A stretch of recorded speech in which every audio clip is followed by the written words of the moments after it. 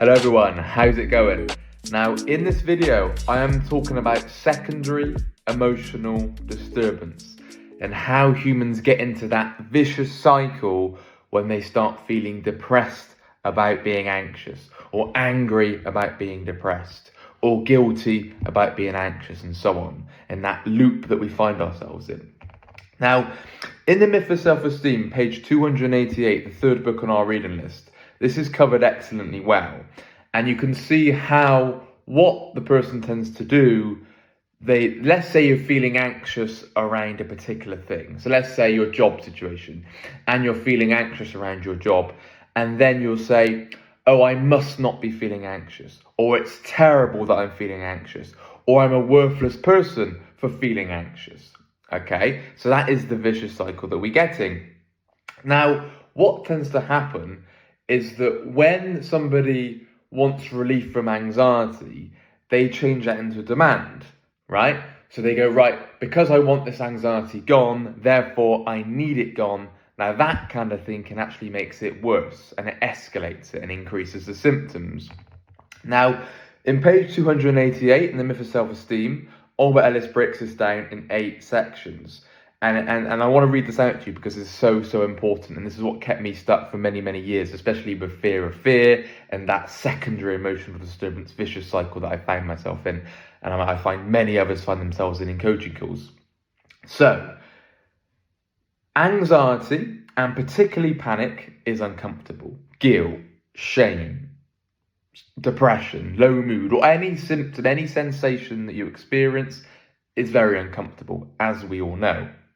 Now, because this feels bad and it disrupts competence and it may lead to social disapproval, and it often brings on physical symptoms such as shortness of breath, rapid heartbeat, fatigue, headaches, that make you think you're in real physical danger, even that you are dying. And Rob did a voice note early hours of today, UK time, about how sneaky OCD feels, and that's covered excellently well of how it can mimic symptoms like that. Okay, so now because that is so uncomfortable, you then strongly wish that it not exist, that it disappears, and that all the disadvantages, all the negatives from these symptoms disappear with it. Okay, totally natural. You want it gone. Okay, we've all been there. Because if you're feeling very anxious, if you're feeling stuck in a chronic guilt and shame cycle, it is totally natural to want it gone. Right, but where do we go wrong?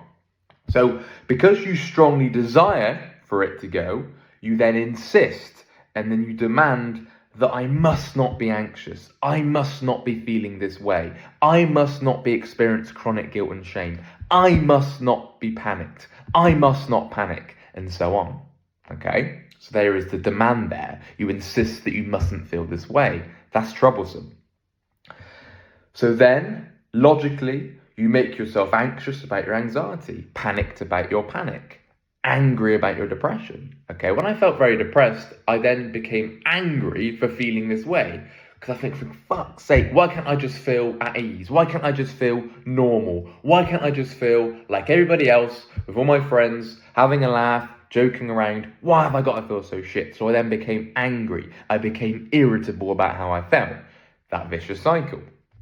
Okay, because you then, rather than fixing the practical problem and the emotional problem around the practical problem, you've then got the secondary emotional problem that you need to fix. Okay, and it keeps adding and adding and adding. Okay, so just be very wary of this emotional disturbance that you're holding with how you're viewing your suffering. So I shouldn't be feeling this way. I can't stand feeling this anxious. It's terrible that I have to panic. Okay, just be very wary of that.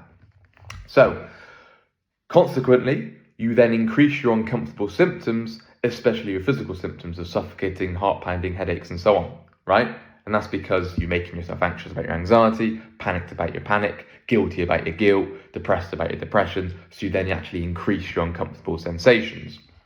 So then you become more panicked than ever. You become more guilty than ever. You become more anxious than ever. You become more depressed than ever because you are caught up in that loop. How do you get out of this? I keep going round and round and round. Okay, and that's how it feels. So then that obviously continues the vicious cycle, going round and round and round. Now, finally, because your slightest feelings of panic bring on great discomfort, you may then frequently conclude, I must never panic at all, and I must be perfectly free from anxiety and panic and guilt and shame and depression. So the moral of the story is that by being acutely aware of your discomfort and other disadvantages that brings of your feeling of panic, you may demand perfect freedom from panic, and you may therefore increase the likelihood of your panicking.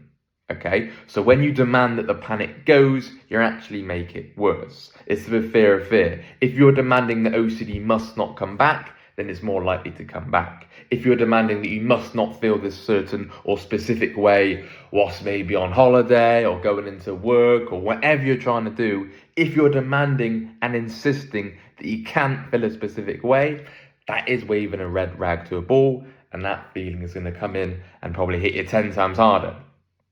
Okay, so just be very wary of how you're bringing that secondary emotional disturbance on. Page 288 of The Myth of Self-Esteem covers that excellently well, and I hope you found this little recap of that helpful. Anyway, you take care, and we'll speak again. Bye-bye.